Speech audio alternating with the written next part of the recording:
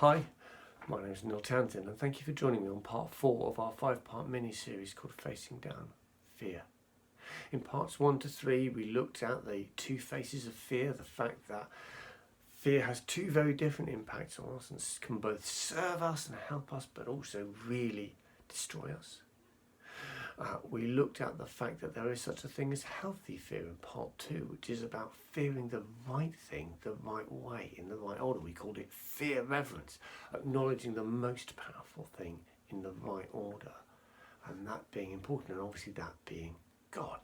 Last time we looked at praise being a real key to aligning things in the right order, praising God and declaring His overall power, the significance of Him and eternity first, and praising and declaring that and acknowledging the work God has done in us eternally and now as setting the right scene. I want to talk now in this part 4 about peace, because there is a peace no matter what is going on the outside that transforms our inner being for the better. The Bible calls that the peace that goes beyond understanding. And I want to use a really simple illustration here.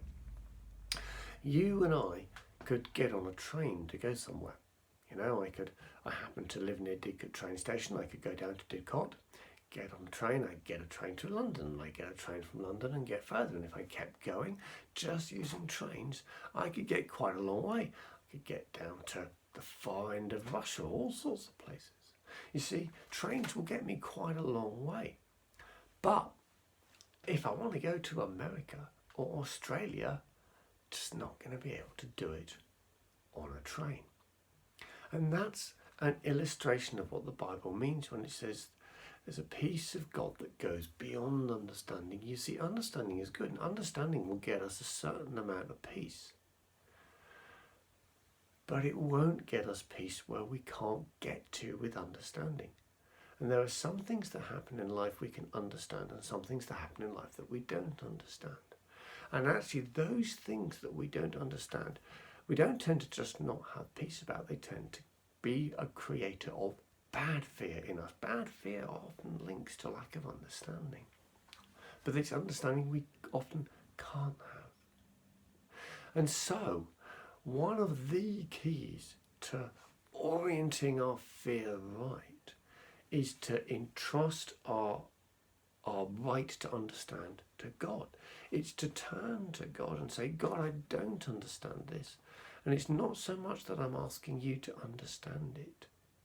It's that I'm trusting you with my lack of understanding. Like a small child, when they come to an adult, and the adult, before they get to the why stage, when they come to an adult, the adult just says, it's okay, it's like this. And the child goes, okay.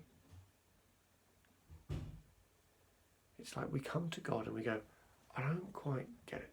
And God goes, I know you don't, but I'll give you peace. And that's the exchange God offers us. It's like we come and we trust Him, we leave Him our lack of understanding, and He gives us peace. But that's an active choice on our part. And like we said last time, and we said before, it's a bit of a changing of our mental habits here. So I'm not pretending that this is a snap your fingers easy thing.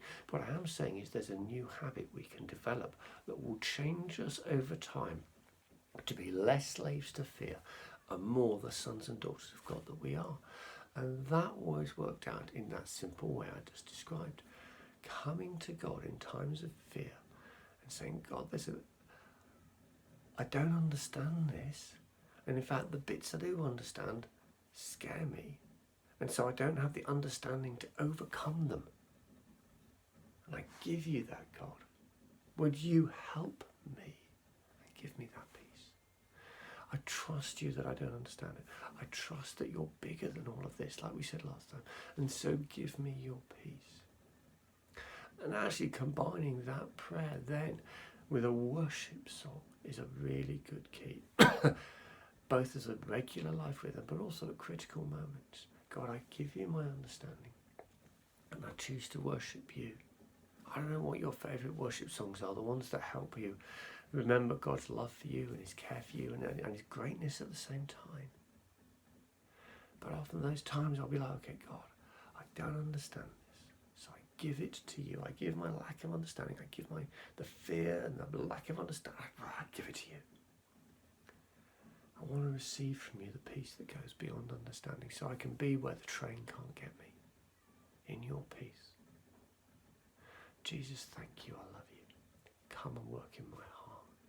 And then I use a worship song to orient myself to be looking at the one who really has all power and has done everything for me.